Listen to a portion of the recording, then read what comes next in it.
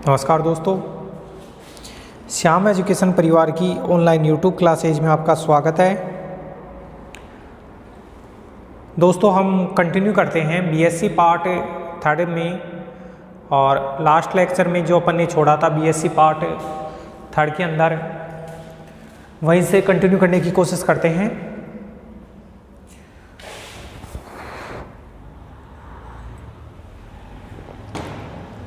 सबसे पहले तो जिन लोगों ने अभी तक चैनल को सब्सक्राइब नहीं किया है वो सब्सक्राइब करें, आप वीडियोस को लाइक करें और अपने दोस्तों तक शेयर करें।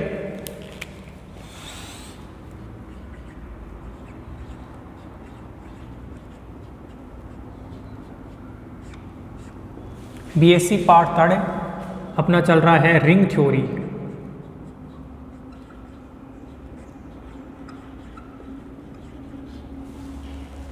ठीक है, कंटिन्यू करते हैं अपन।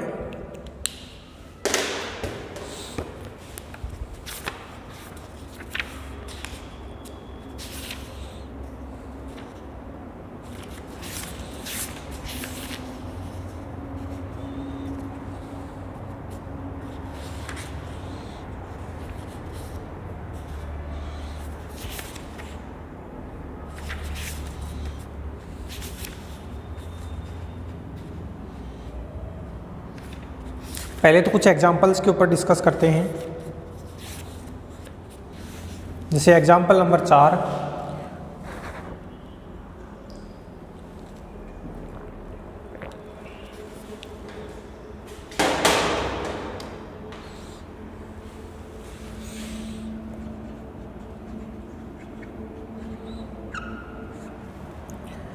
वेरी इंपॉर्टेंट है, 2014 में आया हुआ है लास्ट।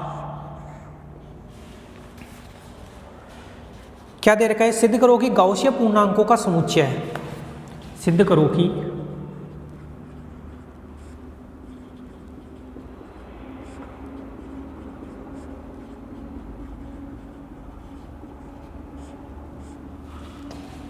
गाउसिया पूर्णांकों का समुच्चय है, और गाउसिया पूर्णांकों का समुच्चय किससे दर्शा रखा है? जे से। जे में m plus iota n type के एलिमेंट हैं, जहाँ पे m और n है वो क्या है? इंटीजर। सम्मिश्र संख्या के योग व गुणन संक्रिया के लिए एक वलय है। इसको क्या बताना है भाई? एक वलय बताना है। सम्मिश्र संख्याओं के, भाई ये कॉम्प्लेक्स नंबर है m प्लस आयोटा n, सम्मिश्र संख्याओं के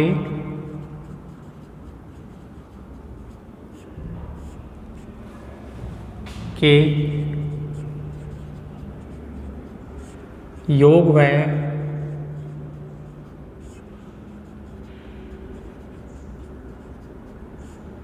गुणन संक्रिया के लिए एक वलय है। इसको रिंग बताना है। नीचे लिखा हुआ है, क्या यह एक पूर्णांकीय प्रांत है?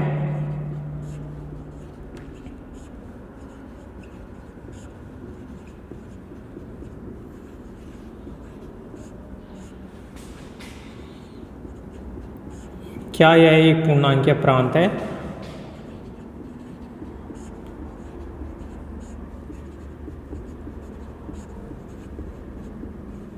क्या यह क्षेत्र है?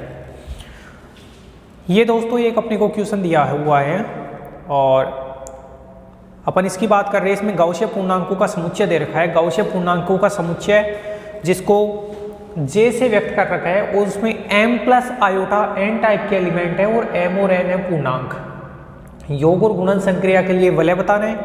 फिर बताना है कि क्या ये एक पूर्णांकीय प्रांत है, क्या ये एक क्षेत्र है।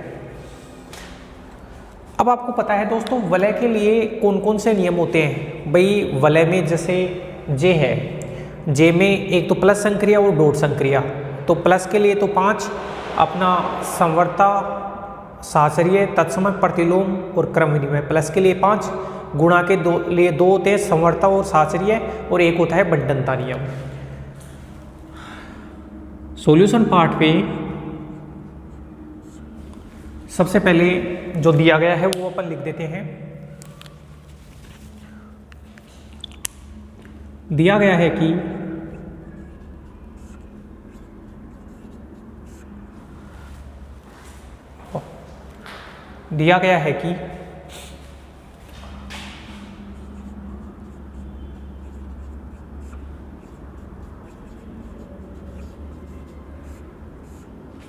गाउसियन पूर्णांकों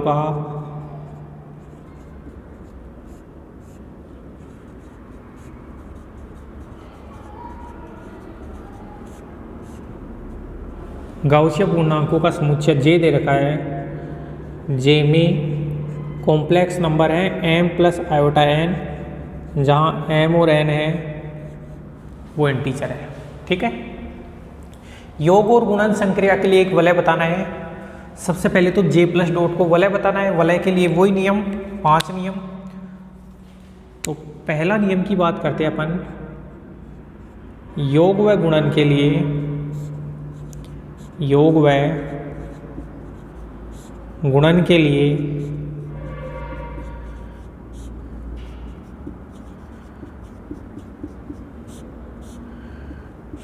समवर्ता, योग और गुणन के लिए समवर्ता।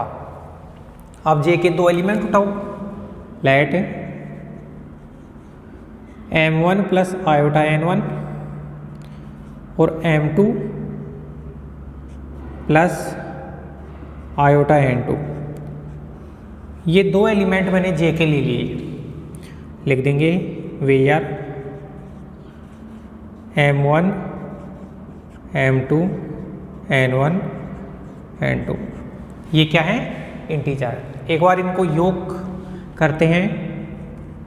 m1 plus iota n1 m2 plus iota n2, इनको जोड़ते हैं तो रियल को जोड़ेंगे तो m1 plus m2 plus iota n1 plus n2। Real को रियल में जोड़ दिया, इमेजनरी को इमेजनरी में। और ये बिलोंग वापस करेगा जे में। क्यों करेगा?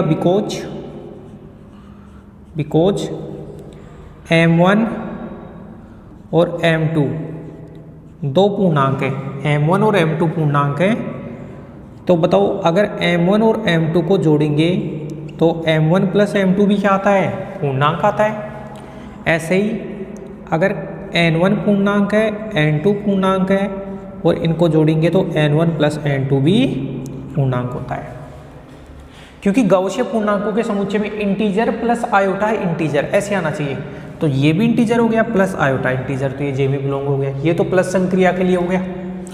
गुणा संक्रिया की बात करें तो m1 प्लस आयोटा n1, इसको गुणा करो आप m2 प्लस आयोटा n2 से गुणा करो। तो रियल कब बनेगा? एक बार तो m1 m2 और आयोटा को गुणा करने से आयोटा स्क्वायर का मान -1, तो minus n1 n2 plus iota. Imaginary कब बनेगा? जब ये तो इससे गुणा हो n1 m2 प्लस ये इससे गुणा हो m1 n2। तो ये किस में बिलोंग करेगा? ये जे में बिलोंग करेगा। क्यों बिलोंग करेगा? क्योंकि ये भी इंटीजर है और ये भी इंटीजर। तो लिख दूंगा मैं यहाँ because m1 m2 minus n1 n2 integer है और ये वाला n1 m2 plus m1 n2 ये भी इंटीजर है। तो कहने का मतलब है योग और गुणा के लिए कौन से नियम की पालना हो गई? समवर्ता नियम की पालना हो गई। ये तो योग के लिए हो गया, ये गुणा के लिए हो गया। अब दूसरा,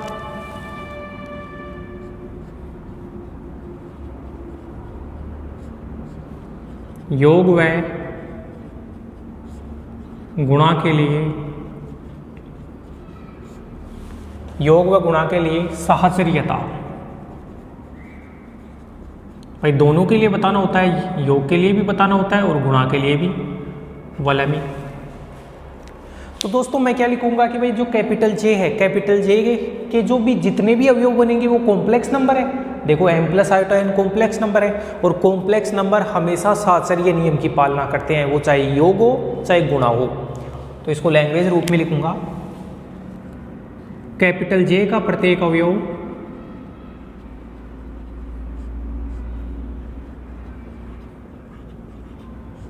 कैपिटल J का प्रत्येक अवयव एक सम्मिश्र संख्या है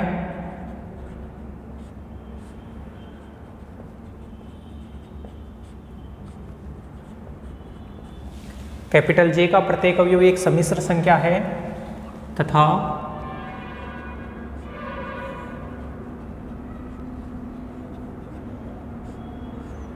सम्मिश्र संख्याएं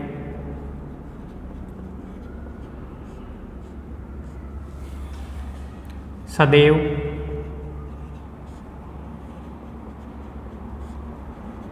योग व गुणा के लिए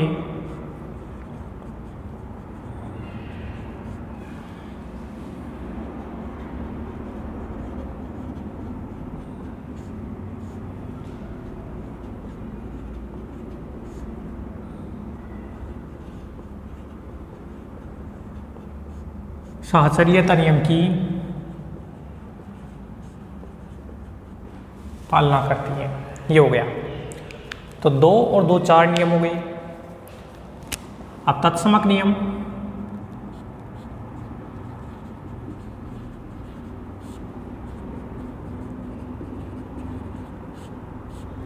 योज्य तत्समक अवयवों का अस्तित्व है।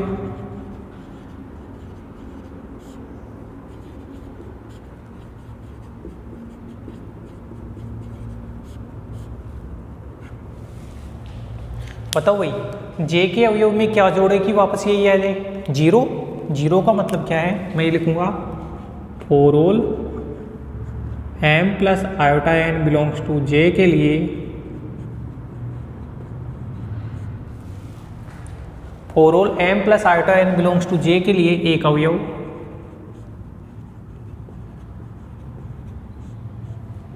Zero plus iota 0 belongs to J इस प्रकार है कि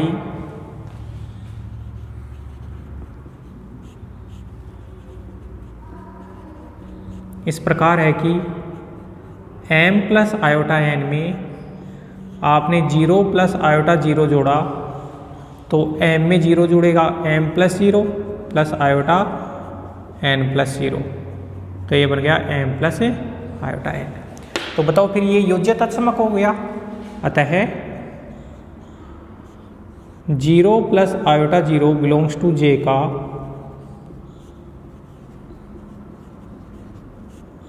योज्य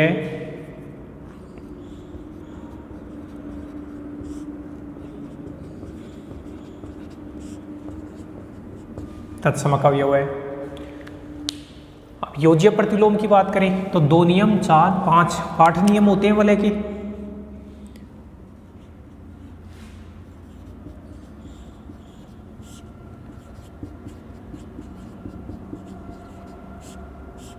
योज्य प्रतिलोम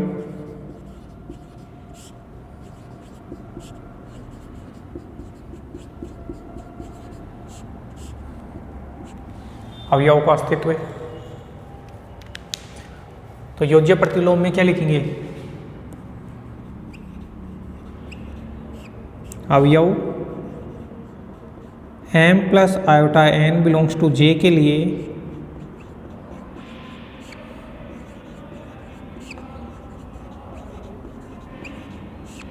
एक अवयव minus m plus iota minus n belongs to J इस प्रकार है कि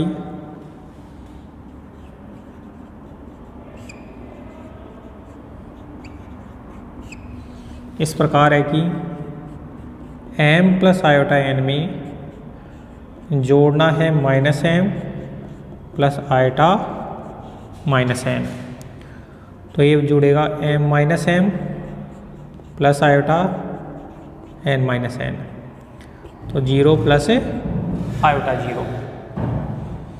0 प्लस आयोटा 0 हो गया। इसका मतलब ये हुआ कि इसका प्रतिलोम ये हो गया। अतः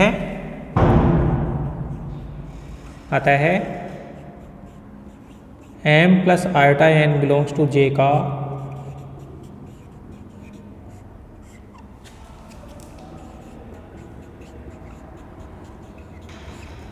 योज्य प्रतिलोम minus m plus iota minus n belongs to j है। और ये योज्य प्रतिलोम है, पता है क्यों? क्योंकि दोस्तों m प्लस आयोटा n में m भी पूर्णांक होता है और n भी पूर्णांक होता है। बताओ m पूर्णांक है तो माइनस m पूर्णांक होगा या नहीं होगा? बिल्कुल होगा। और n पूर्णांक है तो माइनस n भी पूर्णांक होता है। अरे m पूर्णांक है तो उसके नेगेटिव लगा दे तो वो भी तो इंटीजर ही बनता है ना। तो ये योज्य प्रतिलोम हो गया। इसको उतारिए आप एक बार। इसमें कोई प्रॉब्लम है तो बताइए दोस्तों, वरना अपन आगे चले फिर इसके आगे। ठीक है,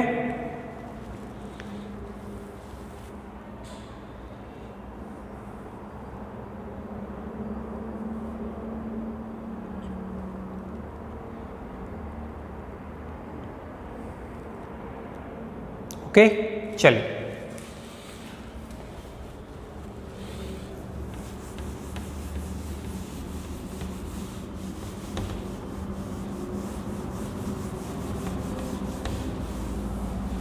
इसको भी हटा देता हूँ।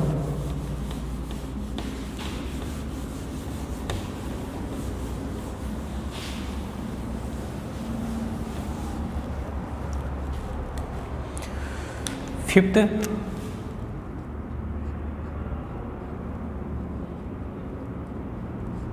योग के लिए क्रम विनिमयता। योग के लिए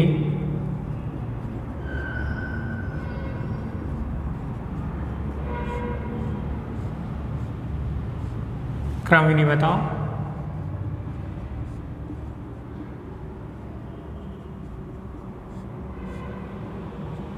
एवं बंटनता।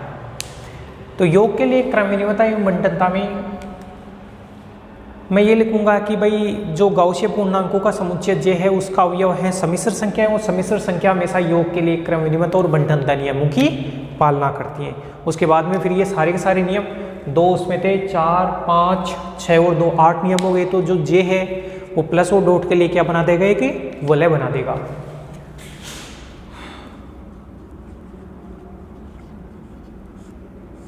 गाउसीय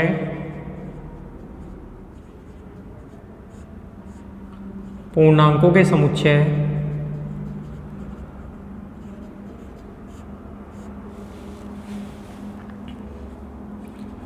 j का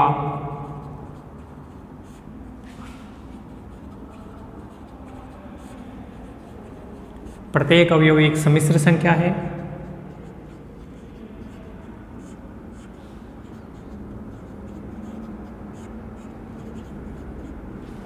तथा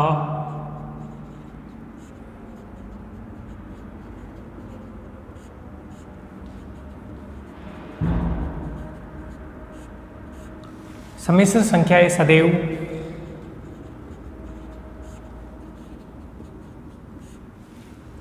योग के लिए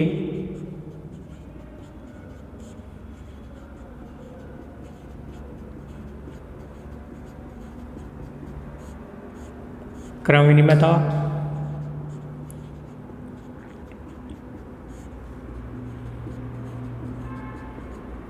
व बंटनता नियमों की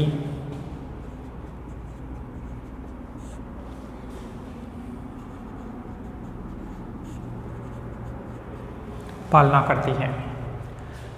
सारे नियम हो गए। अतः उपरोक्त से स्पष्ट है कि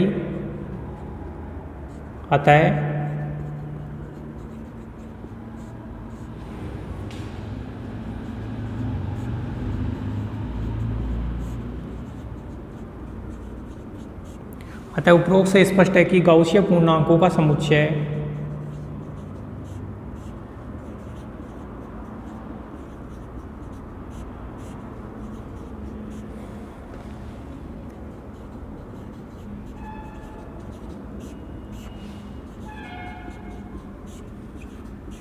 योग व गुणन के लिए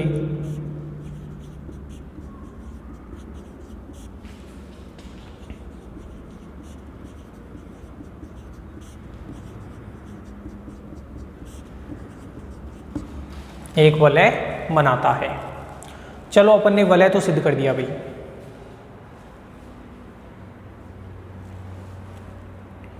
वलय तो अपन ने सिद्ध कर दिया है।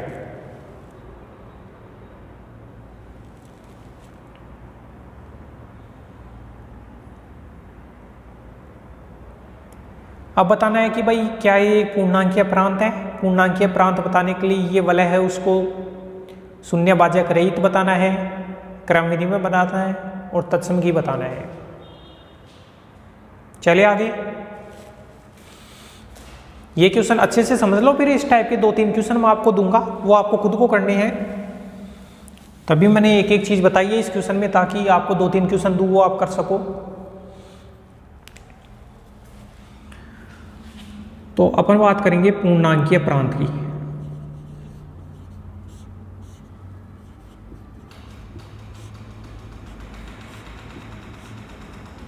अपन बात करेंगे पूर्णांकीय प्रांत। पूर्णांकीय प्रांत के लिए अपने को सबसे पहले तो बताना है क्रम विनिमय वलय।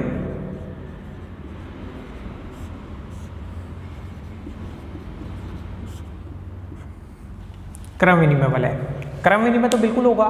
क्यों होगा?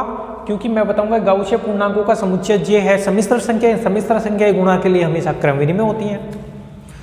सम्मिश्र संख्याएं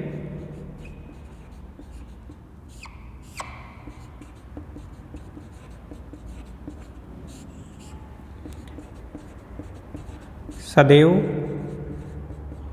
गुणा के लिए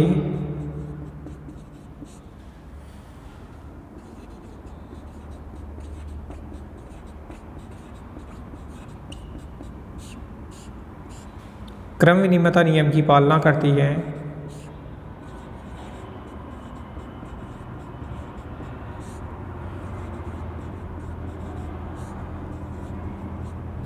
सम्मिश्र संख्याएं सदैव गुणा के लिए क्रम विनिमयता नियम की पालना करती हैं। अतः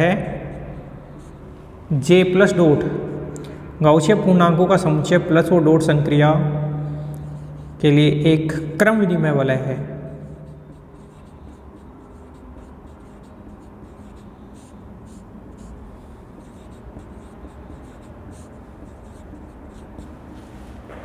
क्रम विनिमय वलय हो गया।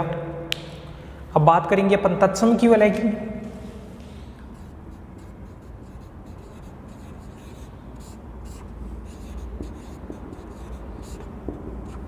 देखो, गुणात्मक तत्समक अवयव उपस्थित है। क्या लिखूंगा? For all m plus iota n belongs to j के लिए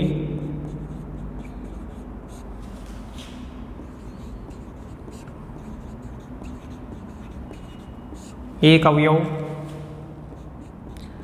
1 plus iota 0 belongs to j इस प्रकार है कि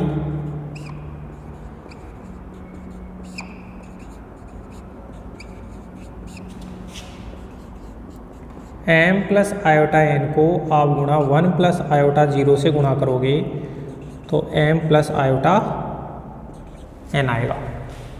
इसका मतलब m प्लस आयोटा n को 1 प्लस आयोटा 0 से गुणा करने से वो का वो आ गया। अतः है 1 plus iota 0 belongs to j का गुणन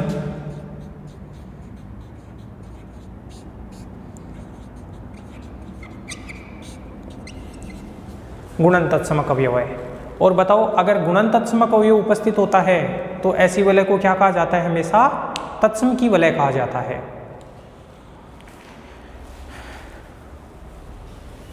अब इधर से हटा देता हूं।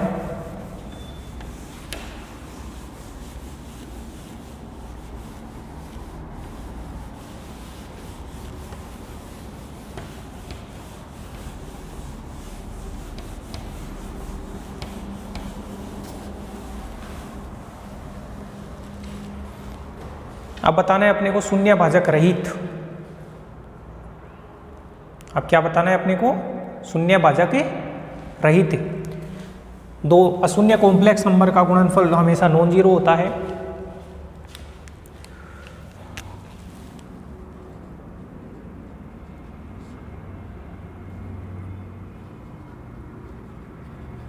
शून्य भाजक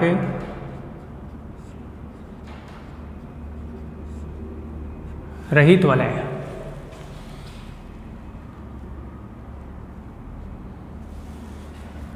शून्य भाजक रहित वलय। क्या लिखोगे? 2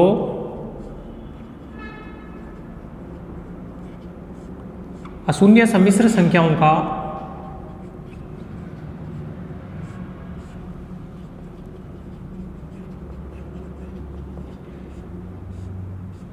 दो अशून्य सम्मिश्र संख्याओं का गुणनफल गुणन सदैव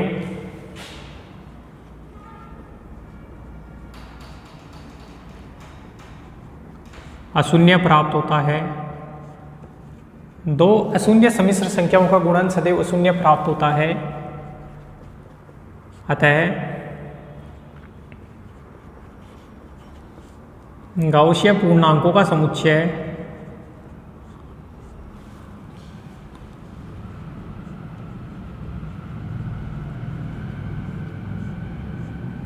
शून्य भाजक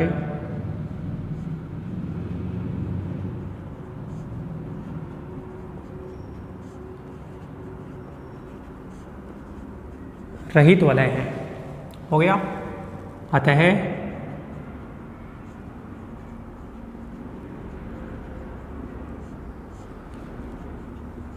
उपरोक्त से स्पष्ट है कि J प्लस डॉट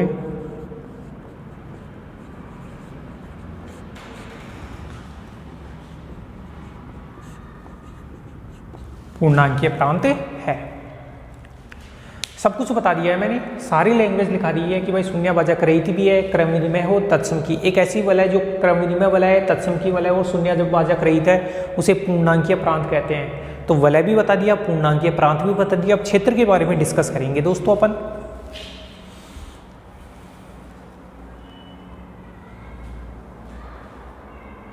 अब अपन क्षेत्र के बारे में डिस्कस करेंगे। इंपॉर्टेंट क्वेश्चन है भाई, ये क्वेश्चन समझा रहा हूँ, इस टाइप के 3-4 क्वेश्चन आपको करने के लिए दूंगा मैं, और वो आपको खुद को करने हैं। ठीक है, चले।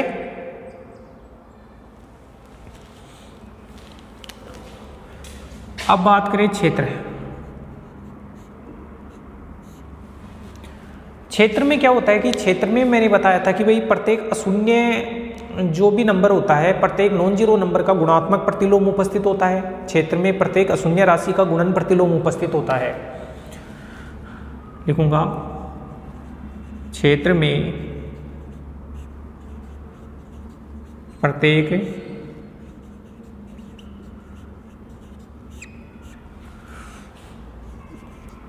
अशून्य अवयव का गुणन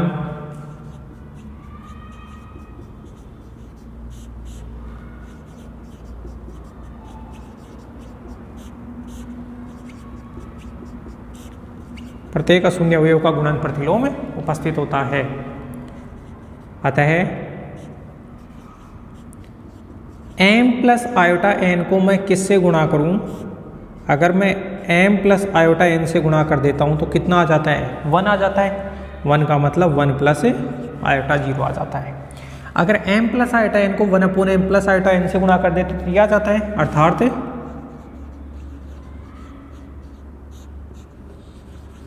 m plus iota n belongs to j का गुणन प्रतिलोम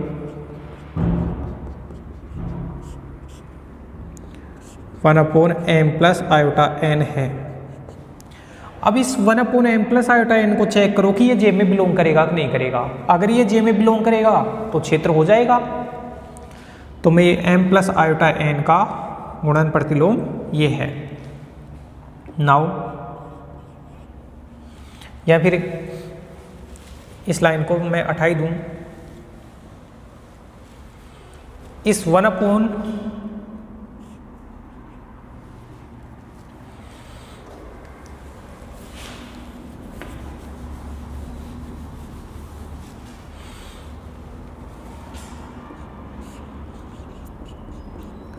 1/m प्लस आयोटा n,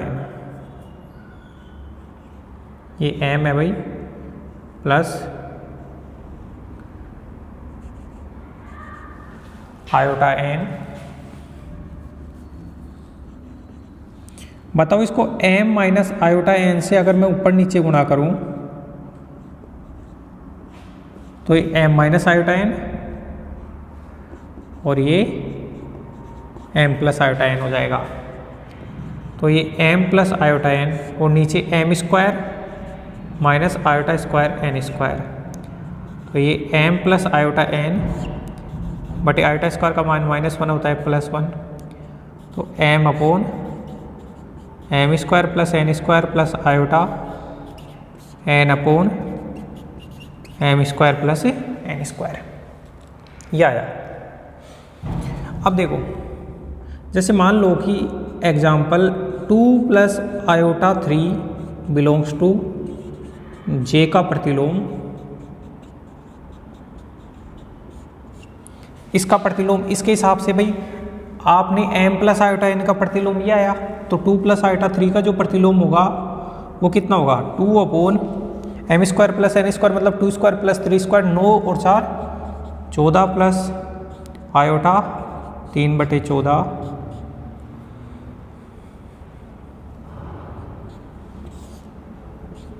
ये तो जे में बिलोंग नहीं करता।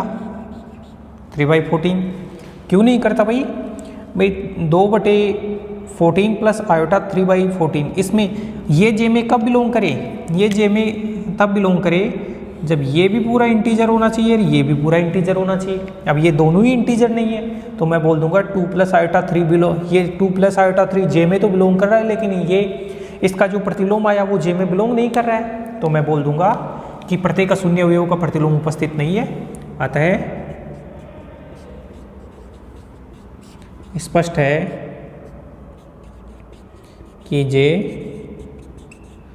क्षेत्र नहीं है, या फिर ऐसे बोल सकता हूं अतः स्पष्ट है कि जो गाउसीय पूर्णांकों का जो समुच्चय जे होता है, गाउसीय पूर्णांकों का समुच्चय जे होता है वो क्षेत्र नहीं बनाता है। और क्यों नहीं बनाता है मैंने अभी आपको बता दिया कि भाई इसमें प्रत्येक क्षेत्र में प्रत्येक अशून्य अवयव का गुणन प्रतिलोम होता है, यहाँ पे गुणन प्रतिलोम नहीं है। आप इसको करो, फिर मैं आपको बताता हूँ कि आपको कौन कौन से क्वेश्चन करने हैं। इस प्रकार से ये क्वेश्चन अपना कंप्लीट हो चुका है दोस्तों, जो वेरी इंपॉर्टेंट क्वेश्चन था।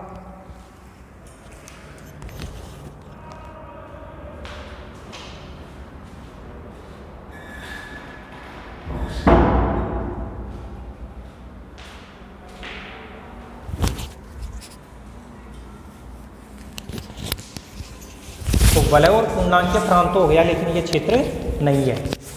और क्यों नहीं है ये भी बता दिया।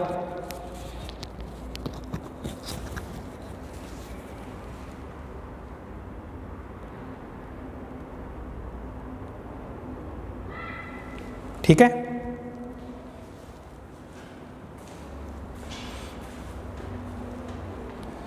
हटा देता हूं मैं इसको।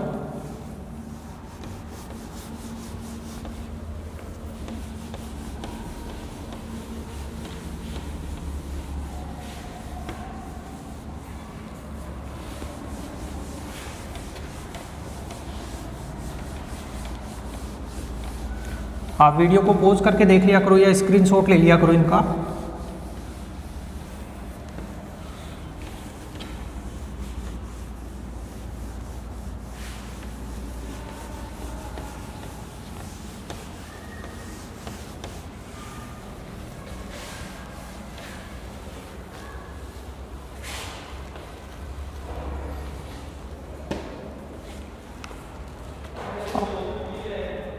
तो ये एग्जाम्पल नंबर 4 था जो मैंने बता दिया है। ठीक है, एग्जाम्पल नंबर 1 है वो एसएसपी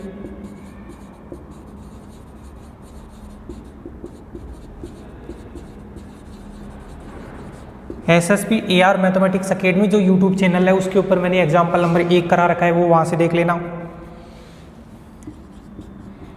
एग्जाम्पल नंबर 2 आपको खुद को करना है, इंपॉर्टेंट है भाई एग्जाम्पल नंबर 2।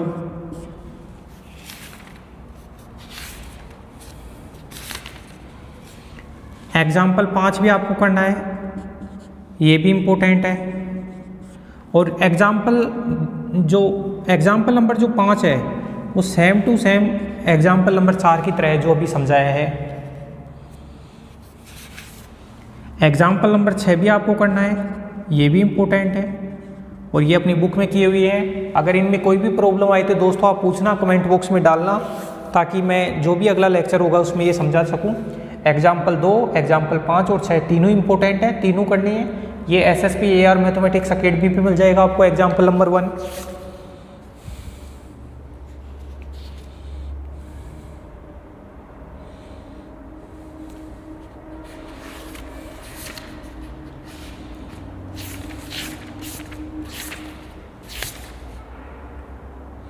एग्जाम्पल नंबर 8 में भी 4 पार्ट हैं, वो तो आप कर सकते हैं। एग्जाम्पल नंबर 8 भी मैं बता देता हूँ। अच्छा, ये जो 5 क्वेश्चन है वो कर लेना भाई, 5 के 5 इंपॉर्टेंट है, ये तो मैंने करवा ही दिया है, और ये 4 आप कर लेना। ओके,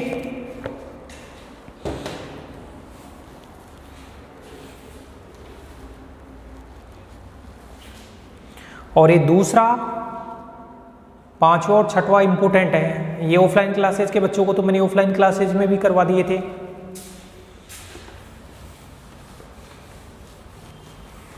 जो कोचिंग के विद्यार्थी हैं उनको तो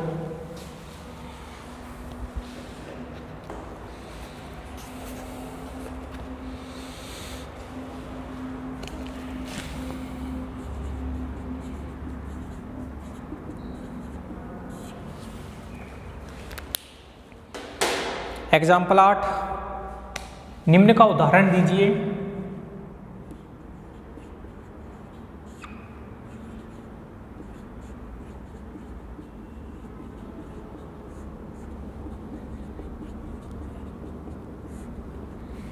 निम्न के उदाहरण आपको लिखने हैं। एक वलय जो पूर्णांकीय प्रांत न हो। पहला है एक वलय जो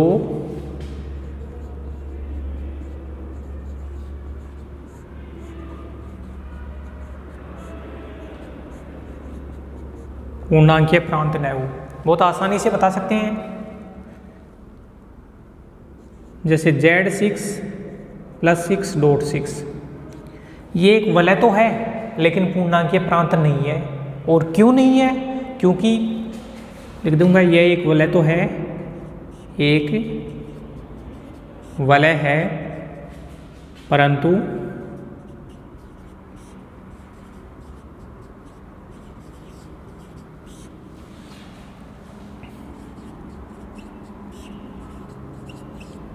पूर्णांकीय प्रांत नहीं है। क्योंकि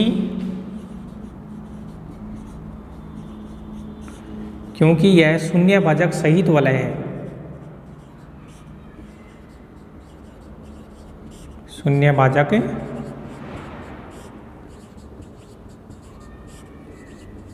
सहित वलय है। और शून्य भाजक सहित क्यों है? बिकॉज, रीजन भी लिख देता हूं भाई, 2 belongs to Z6, 3 belongs to Z6 imply 2.6 3 = 0।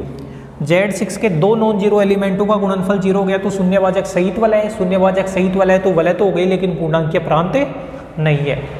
तो ये तो 8वें का पहला है, एक वलय जो पूर्णांकीय प्रांत न हो। ठीक है, इसको भी कर लेना।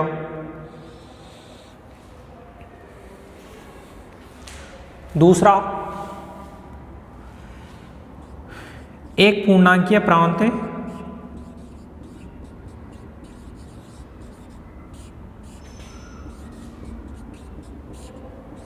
जो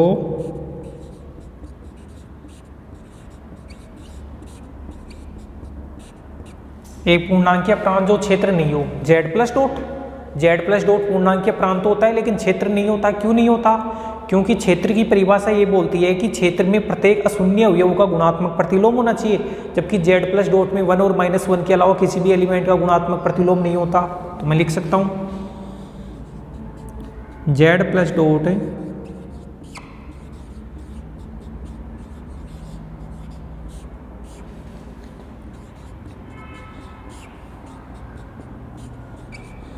जेड प्लस डॉट एक पूर्णांकीय प्रांतो है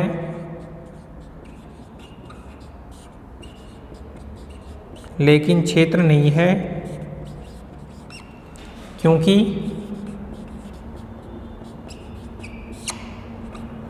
जेड प्लस डॉट एक पूर्णांकीय प्रांतो है लेकिन क्षेत्र नहीं है, क्योंकि जेड प्लस डॉट में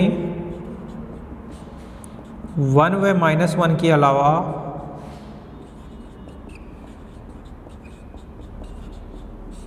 किसी भी अवयव का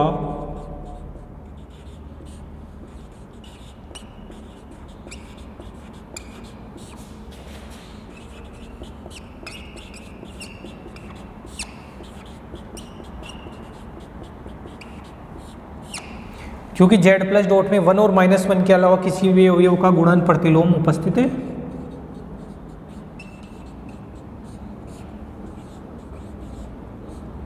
नहीं होता। भाई जेड प्लस डॉट में 1 और -1 के अलावा किसी भी एलिमेंट का गुणन प्रतिलोम नहीं होता। मैंने पहले ही बता दिया था। 2 का गुणन प्रतिलोम, 2 को किससे गुणा करें कि तत्समक अवयव आ जाए। तत्समक अवयव 1 होता है तो 2 को तो 1/2 से गुणा करना पड़ेगा, और 1/2 है वो जेड में बिलोंग करेगा नहीं। तो मैं बोल सकता हूँ कि जेड प्लस डॉट में 1 और -1 के अलावा किसी भी एलिमेंट का गुणन प्रतिलोम नहीं होता। इसका मतलब ये एक पूर्णांकीय प्रांत तो है लेकिन क्षेत्र नहीं है। ये दोनों कीजिए दोस्तों।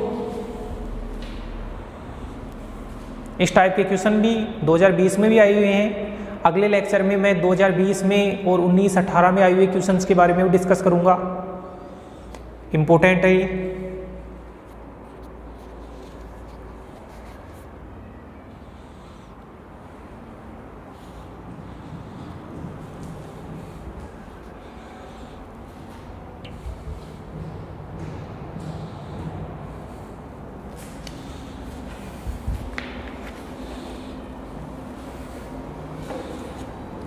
हटा दूं क्या इसको?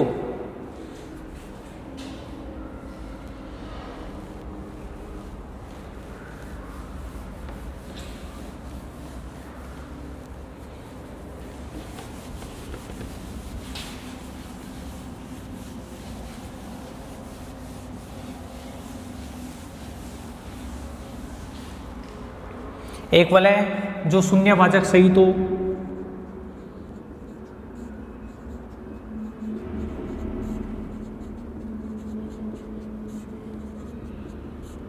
कोई भी लिख लो, Z eight plus eight dot eight. आप Z6 वाला भी दे सकते हैं। एक वलय है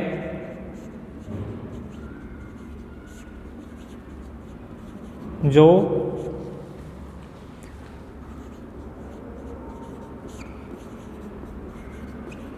शून्यभाजक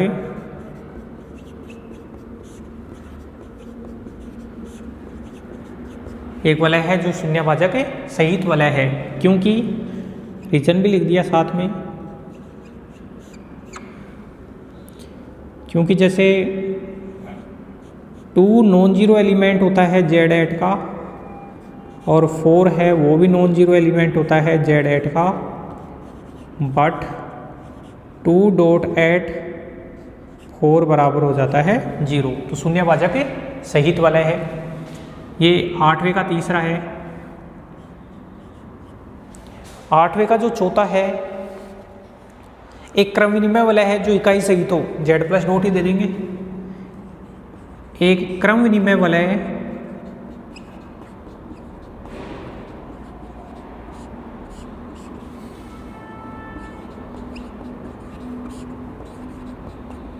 जो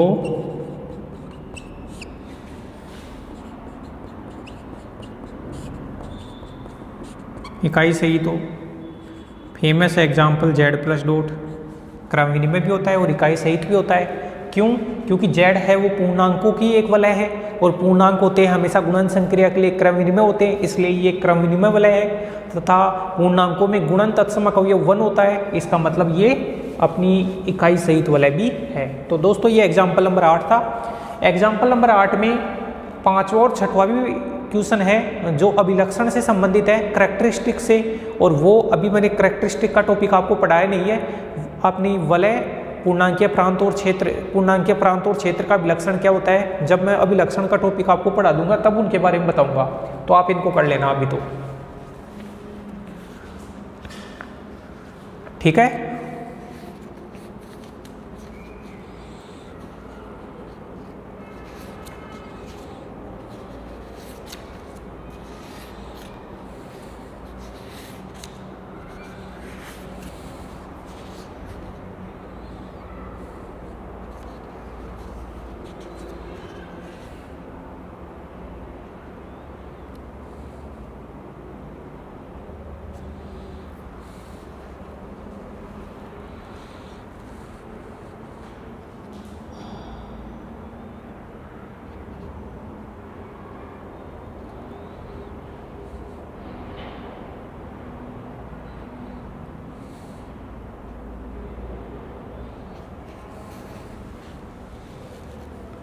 ठीक है दोस्तों, अब कुछ थ्योरम्स के बारे में अपन बात करें।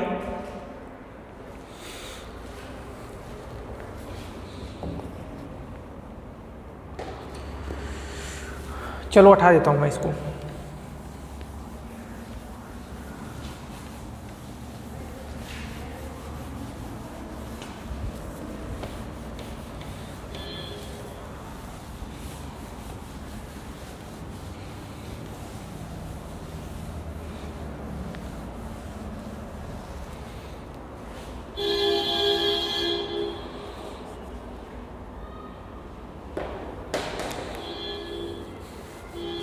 थ्योरम नंबर 3 अपने दे रखा है,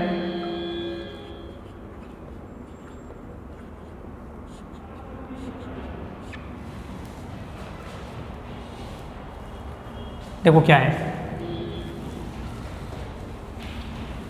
एक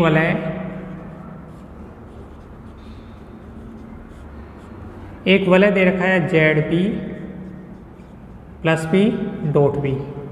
पहले बताया था मैं, ये पूर्णांकीय प्रांत होता है। ZP में P का मतलब होता है प्राइम नंबर, जैसे Z2 plus 2 dot 2, Z3 plus 3 dot 3, Z5 plus 5 dot 5, Z7 plus 7 dot 7, सारी पूर्णांकीय प्रांत है।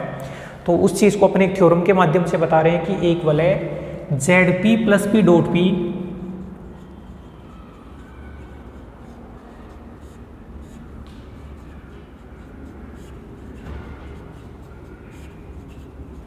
पूर्णांकीय प्रांत होता है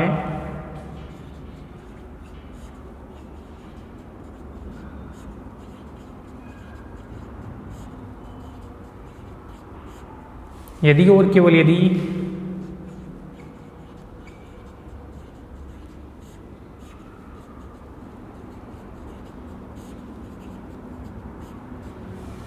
और केवल यदि P अभाज्य संख्या हो। इंपोर्टेंट लगा लेना भाई, एक पूर्णांकीय प्रांत होता है यदि और केवल यदि P अभाज्य संख्या हो। तो यदि और केवल यदि आ रहा है तो अपन नेसेसरी और सफिशिएंट दोनों पार्ट्स की बात करेंगे दोस्तों। आप इसके प्रूफ में लिखोगे कि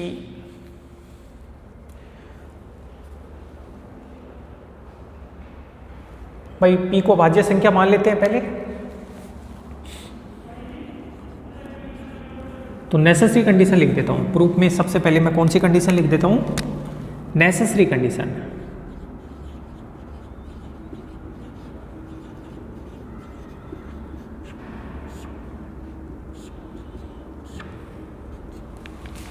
जिसको आवश्यक शर्त बोला जाता है। सर्वप्रथम माना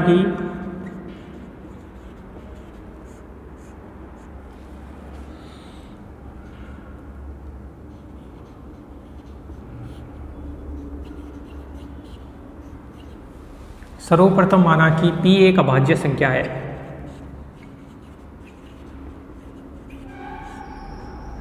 सर्वप्रथम माना कि P है वो क्या है, अभाज्य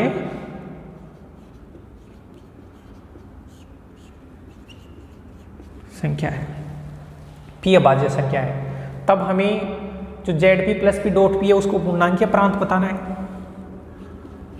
तब हमें ZP plus P dot P को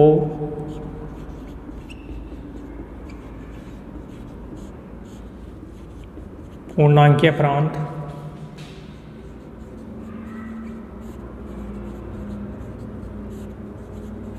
सिद्ध करना है। तब हमें Z P plus P dot P को क्या सिद्ध करना है? पूर्णांकीय प्रांत। अपन जानते हैं कि जो जेड पी के एलिमेंट होते हैं वो जेड पी के अंदर जेड पी पूर्णांकों की वलय होती है। जेड पी पूर्णांकों की वलय होती है जिसमें एलिमेंट 0 से तो चालू होते हैं, 0 1 2 3, और कहाँ तक होते हैं भाई? p-1 तक होते हैं। जेड पी एक पूर्णांकों की वलय होती है और पूर्णांकों की वलय हमेशा क्रम विनिमय, अभी पीछे बताया था ना, पूर्णांकों की वलय हमेशा क्रम विनिमय और तत्सम की होती है। तो पूर्णांकीय प्रांत बताने के लिए बस एक चीज और बतानी पड़ेगी, वो कौन सी बतानी पड़ेगी? शून्य भाजक रहित। मैं लिखूंगा यहाँ पे जेड पी का प्रत्येक अवयव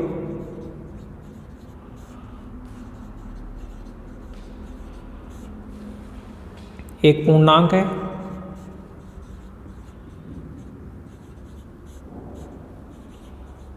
जेड पी का प्रत्येक अवयव एक पूर्णांक है, अर्थात यह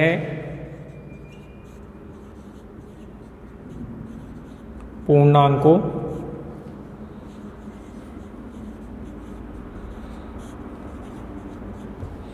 जेड पी का प्रत्येक अवयव एक पूर्णांक है, अर्थात यह पूर्णांकों की वलय है जो सदैव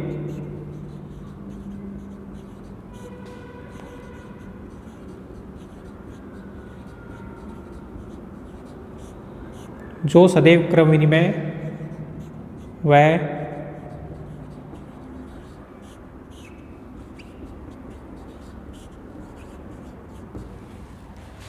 जेड पी का प्रत्येक अवयव एक पूर्णांक है, अर्थात यह पूर्णांकों की वलय है जो सदैव क्रम विनिमय व तत्सम की होती है। अतः जेड पी को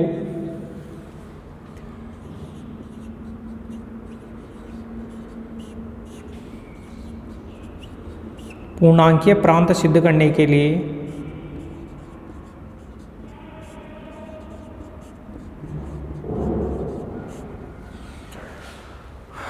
तो सदैव क्रम विनिमय तत्सम किया था। जेड पी को पूर्णांकीय प्रांत सिद्ध करने के लिए यह सिद्ध करना शेष है कि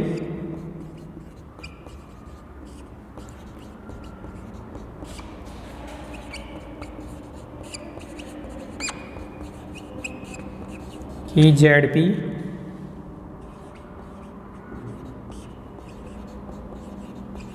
शून्य भाजक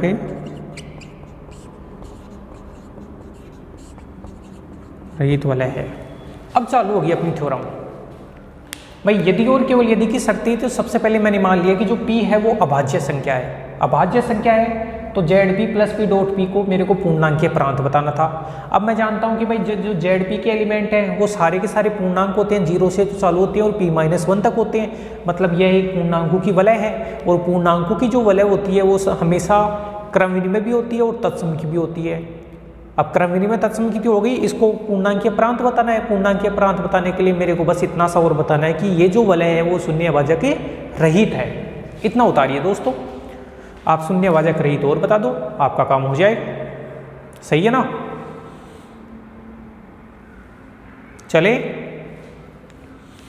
तो यह सिद्ध करना शेष है कि जेड पी शून्य भाजक रहित वलय है।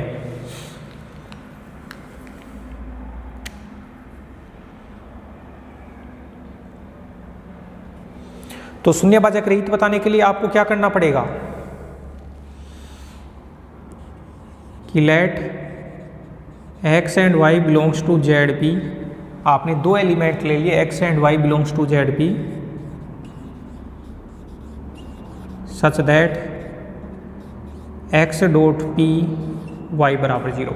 आपने जेड पी के दो एलिमेंट ले लिए x और y, इस प्रकार है कि x और y का गुणनफल कितना है? 0। अब शून्य भाजक रहित होगा तो दोनों में कम से कम एक 0 होगा। x डॉट पी y बराबर 0, इसका मतलब होता है कि p किसको डिवाइड करता है? एक्स वाई को डिवाइड करता है। x डॉट पी वाई का बराबर 0 होता है तो p किसको डिवाइड करता है? जैसे आप Z6 की बात करें उसमें 2.63 बराबर कितना होता है? 0। इसका मतलब 6 है, वो किसको डिवाइड करता है? 2 × 3 को। अच्छा, मैं बताऊंगा कि P अभाज्य संख्या है, P अभाज्य संख्या है। अभाज्य संख्या है तो या तो P x को डिवाइड करेगा, या तो P डिवाइड करेगा x को, या P डिवाइड करेगा y को। P है वो x y को डिवाइड कर रहा है तो P या तो x को डिवाइड करेगा, P y को डिवाइड करेगा। जबकि इसमें ऐसा नहीं होता है। क्या इसमें 6 डिवाइड 2 या 6 डिवाइड 3 लिख सकते हो? इसमें तो ऐसा नहीं लिख सकते हैं। तो हमेशा ध्यान रखना कि अगर जैसे मान लो कहीं पे ये लिखा हुआ हो 1.7 इंटू 0 बराबर 0 है, तो 7 डिवाइड करेगा 1 इंटू 0 को, तो या तो 7 1 को डिवाइड करेगा या फिर 7 किसको डिवाइड करेगा? 0 को।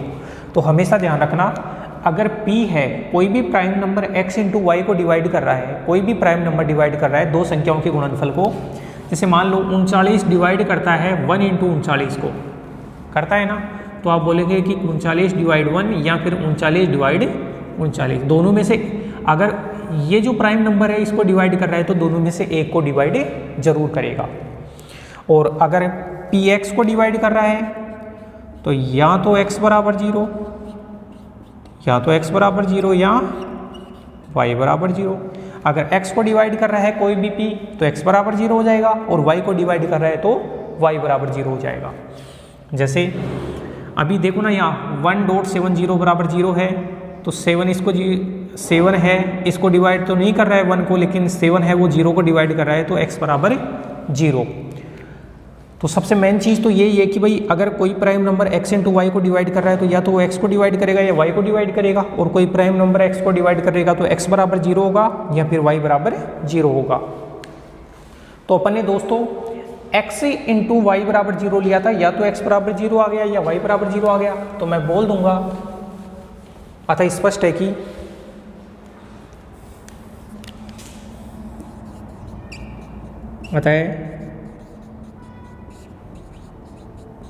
स्पष्ट है कि ZP शून्य भाजक रहित वलय है, अर्थात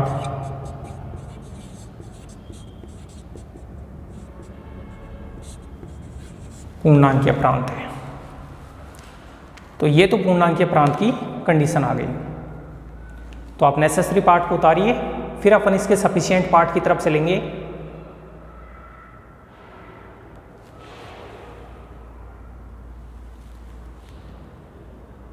चले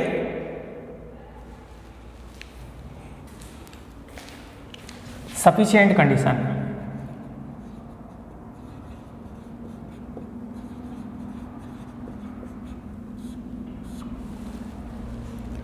सफिशिएंट कंडीशन में दोस्तों क्या करेंगे अपन कि भाई ZP को पूर्णांकीय प्रांत लेके चलेंगे और P को अभाज्य संख्या बताएंगे।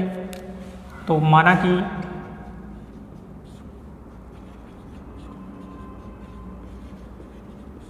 ZP एक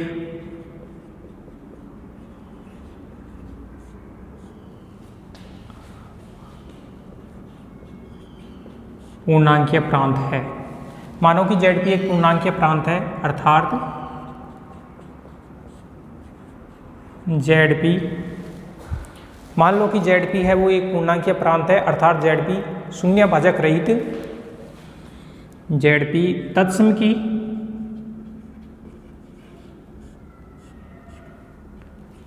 क्रम विनिमय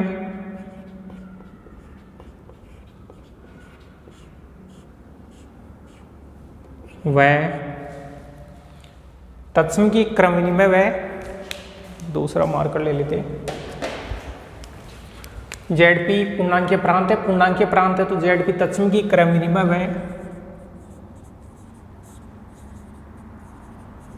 शून्य भाजक रहित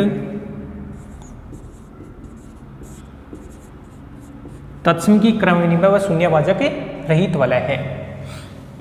इसलिए अगर मैं x और y दो एलिमेंट ZP के मान लेता हूँ, सच दैट इस प्रकार मान लेता हूँ कि x डॉट p y बराबर 0 है तो शून्यभाजक रहित है, तो मैं बोल दूंगा या तो x बराबर 0 या y बराबर 0। माना कि ZP एक पूर्णांकीय प्रांत है, अर्थात ZP तत्सम की क्रम विनिमय व शून्यभाजक रहित वलय है। तो मैंने x और y ZP के दो एलिमेंट इस प्रकार हैं कि x डॉट p y बराबर 0, तब या तो x बराबर 0 या y बराबर 0। हमें p को अभाज्य संख्या सिद्ध करना है, हमें p को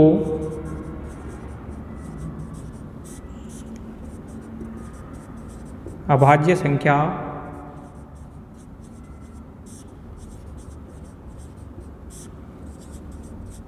हमें p को क्या सिद्ध करना है, अभाज्य संख्या सिद्ध करना है। अभाज्य संख्या सिद्ध करना है तो इसे हम विरोधाभास से सिद्ध करेंगे। इसे हम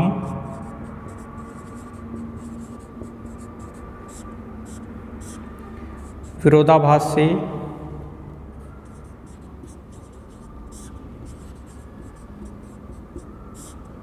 सिद्ध करेंगे। p को अभाज्य संख्या सिद्ध करना है और इसे हम विरोधाभास से सिद्ध करेंगे। इतना उतारिए दोस्तों। तो कॉन्ट्राडिक्शन मेथड से अपन इसको सिद्ध करेंगे।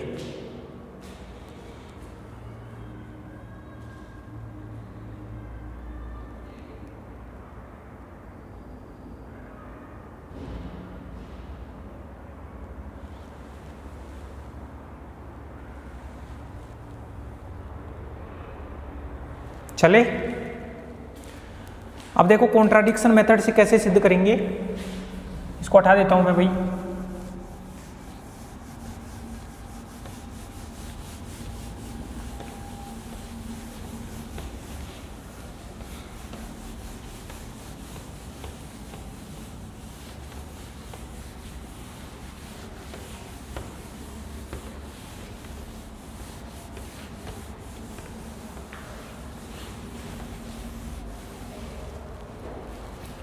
इसे हम विरोधाभास से सिद्ध करेंगे, देखना।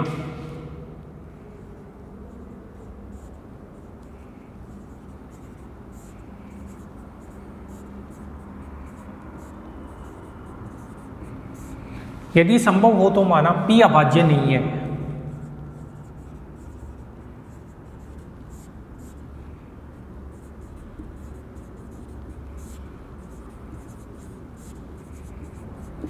देखो भाई, p को अभाज्य सिद्ध करना है और कॉन्ट्राडिक्शन से सिद्ध करेंगे। तो कॉन्ट्राडिक्शन मेथड में क्या होता है कि उल्टा मान के चलते हैं, और उल्टा मान के चलते हैं और लास्ट में ऐसे बता देंगे अपन ने जो माना था वो गलत था, इसका मतलब p अभाज्य आ जाएगा। तो यदि संभव हो तो माना p अभाज्य संख्या नहीं है, अर्थात p को मैंने ये लिख दिया भाई p1 और p2, दो खंडों में तोड़ दिया। भाई एक तो होता है अभाज्य, अभाज्य को ही अखंडनीय संख्या कहा जाता है। अभाज्य का मतलब जिसको आप खंडों में नहीं तोड़ सकते हो। अभाज्य और अखंडनीय दोनों एक ही शब्द होते हैं। और एक होता है खंडनीय, खंडनीय संख्या। खंडनीय संख्या को बोला जाता है कंपोजिट नंबर। कंपोजिट नंबर जैसे 2 है वो प्राइम संख्या है, 3 है वो प्राइम संख्या है, 4 है वो कंपोजिट नंबर है। कंपोजिट बोले तो खंडनीय, 4 के टुकड़ों बन सकते हैं ना। 5 है वो भी प्राइम नंबर है, 6 है वो कंपोजिट है, 7 है वो प्राइम नंबर है, 8 है वो कंपोजिट है। तो 8 कंपोजिट है तो 8 को 2 × 4 लिख सकते हैं, 2 टुकड़ों में तोड़ सकते हैं। क्या बताओ 7 को लिख सकते हैं, 7 को तो 1 × 7 ही लिख सकते हैं, क्योंकि 7 है वो क्या है, अपनी प्राइम नंबर है। तो मैंने मान लिया कि जो p है वो अभाज्य संख्या नहीं है। अभाज्य संख्या नहीं है, अभाज्य संख्या नहीं है तो बताओ वो कौन सी संख्या होगी, खंडनीय संख्या होगी। खंडनीय संख्या होगी मतलब इसको अपन खंडों में तोड़ सकते हैं। तो मैंने इसको 2 खंडों में तोड़ दिया, p को p1 और p2। अभाज्य याद रखना, प्राइम कहा जाता है इसको। अभाज्य को अखंडनीय बोला जाता है, जिसको अपन खंडों में नहीं तोड़ सकते। तो ये तो होता है प्राइम नंबर, और एक होती है खंडनीय संख्या, ऐसी संख्या जिसको अपन आप खंडों में तोड़ सकते हैं, जैसे 4, 6, 8, 10, 12, 14, 15, ये सारी खंडनीय संख्या होती है।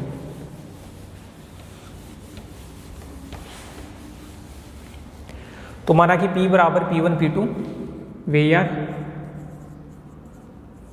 ये जो P1 वाला फैक्टर है वो 0 से बड़ा होता है और P से छोटा होता है, और P2 वाला फैक्टर भी 0 से बड़ा और P से छोटा होता है। मैंने P को मान लिया कि भाई अभाज्य संख्या नहीं है। नाउ अब देखो,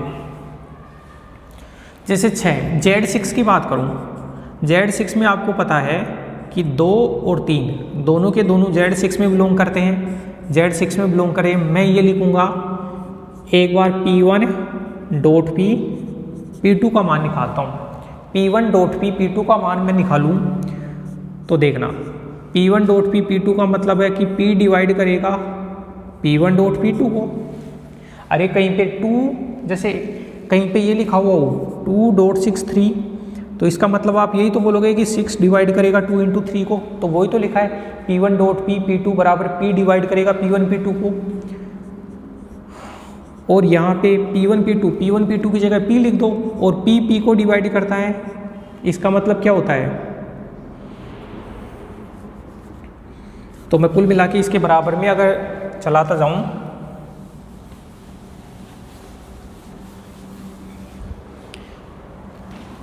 P1 डॉट P P2 का मतलब है P1 P2 को डिवाइड करता है, तो इसका मतलब है कि P डिवाइड करेगा P को, और P को डिवाइड करेगा तो बताओ कितना आता है, 0। जब P को डिवाइड कर देता है तो कितना आता है, 0। अरे जैसे Z7 है, Z7 के अंदर 7 जो है वो 7 को डिवाइड करता है, तो जहाँ भी 7 बन जाता है तो उसकी जगह 0 लिख देते हैं ना अपन। Z7 में जहाँ 7 बनता है तो उसकी जगह 0 लिख देते हैं। तो P को डिवाइड करता है तो कितना आता है, 0। आप नॉर्मल मैथमेटिक्स काम में नहीं आएगी यहाँ। तो मैंने लिखा कि P1 डॉट P P2, इसका मतलब है कि P डिवाइड P1 P2, और P1 P2 की जगह P, और P को डिवाइड करता है तो कितना आता है, 0। अर्थात आपने P1 है 0 से बड़ा है, मतलब नॉन जीरो है, P1 भी नॉन जीरो है, P2 भी नॉन जीरो है, और आपने ये बता दिया P1 डॉट P P2 बराबर क्या आ गया, 0 आ गया।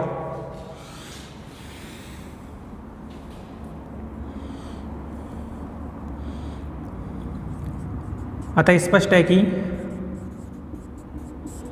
और बताओ ये किसकी परिभाषा है, दो नॉन जीरो एलिमेंट का प्रोडक्ट 0 आता है। अतः स्पष्ट है कि ZP शून्य भाजक है,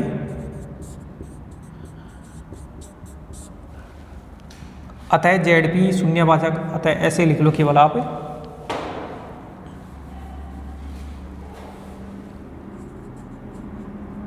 अतः ZP शून्य भाजक सहित वलय है।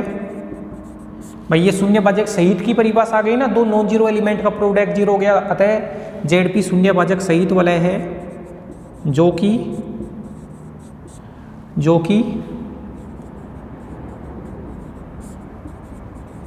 असत्य है। क्यों असत्य है, आप देखो यहाँ पे आपने ZP को क्या मान के चला था, शून्य भाजक रहित मान के चला था, और यहाँ पे शून्य भाजक सहित आ गया। आपने ZP को शून्य भाजक रहित माना था और शून्य भाजक सहित आ गया, अतः ZP शून्य भाजक सहित वाला है, जो कि असत्य है। अतः स्पष्ट है कि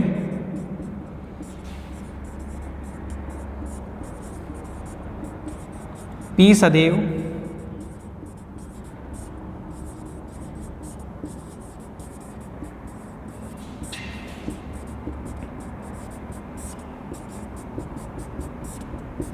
अतः स्पष्ट है कि P सदैव एक अभाज्य संख्या होगा, P सदैव एक अभाज्य संख्या होगा। तो इसमें मैं एक बार फिर से आपको बता देता हूँ इस थ्योरम के बारे में। दोस्तों क्या था कि अपने को दिया था कि ZP plus P dot P की अपन बात कर रहे थे, ZP plus P dot P की, कि वो एक पूर्णांकीय प्रांत होगा यदि और केवल यदि P अभाज्य संख्या है। तो सबसे पहले तो अपन ने P को अभाज्य संख्या माना और उसको पूर्णांकीय प्रांत बताना था। फिर मैंने ये बताया कि भाई ZP के अवयव है वो पूर्णांक है, और पूर्णांकों की वलय है जो सदैव क्रम विनिमय और तत्सम की होता है, और उसको शून्य भाजक रहित मैंने बता दिया। फिर दोबारा सफिशिएंट कंडीशन में मैंने क्या किया, सफिशिएंट कंडीशन में मैंने ZP को पूर्णांकीय प्रांत लेके चला। इसका मतलब ये है कि भाई ZP है वो क्रम विनिमय भी है, तत्सम की भी है, वो शून्य भाजक रहित है। यही तो लिखा, क्रम विनिमय है, तत्सम की है, शून्य भाजक रहित है, तो शून्य भाजक रहित की मैंने परिभाषा लिखा। मेरे को पी को क्या बताना था, मेरे को पी को अभाज्य संख्या बताना था, पी को अभाज्य संख्या बताना था, और इसको मैंने विरोधाभास विधि से सिद्ध किया। विरोधाभास में अपन उल्टा मान के चलते हैं, फिर लास्ट में वो असत्य आ जाता है। तो विरोधाभास से मैंने बोला कि अगर संभव है तो मैंने मान लिया कि जो पी है वो प्राइम नंबर नहीं है। अगर प्राइम नंबर नहीं है तो बताओ फिर वो कौन सी संख्या होगी, वो खंडनीय संख्या होगी, और उसको दो खंडों में तोड़ा जा सकता है। तो पी को दो खंड P1 और P2 में तोड़ा जा सकता है। तो मैंने पी को P1 P2 लिख दिया, जहाँ पे P1 है वो 0 से बड़ा और P से छोटा होता है, और P2 है वो भी 0 से बड़ा और, अरे जैसे 6 है, 6 को 2 और 3 में लिखते हैं, तो जो ये वाला फैक्टर है वो 0 से बड़ा और 6 से छोटा होता है, और ये वाला फैक्टर भी 0 से बड़ा और 6 से छोटा होता है। ऐसे ही तो लिखा है ये दोनों। अब देखो P1 डॉट P P2 निकाला, तो इसका मतलब है कि P P1 P2 को डिवाइड करता है, और P1 P2 की जगह P और P P को डिवाइड करता है, तो मान कितना होता है 0। तो यहाँ से भाई P1 और P2 दोनों अशून्य थे, लेकिन उनका जो प्रोडक्ट है वो 0 आ गया। इसका मतलब जो ZP है वो कौन सी वलय है, शून्यभाजक सहित वलय है, जो कि हमारी परिकल्पना का विरोध आ गया ये तो, क्योंकि अपन ने माना क्या था, ZP को शून्यभाजक रहित माना था, और यहाँ पे शून्यभाजक सहित है। तो मैं बोल दूंगा कि जो मैंने माना था वो क्या था, असत्य। तो मैंने जो P था उसको भाज्य संख्या नहीं माना था, वो असत्य था। तो P सदैव क्या होगा, एक प्राइम नंबर होगा। तो आप इस थ्योरम को करना, इसमें कम से कम 2 लेक्चर और होंगे दोस्तों, फिर अपना ये चैप्टर कंप्लीट हो जाएगा। ठीक है दोस्तों, धन्यवाद।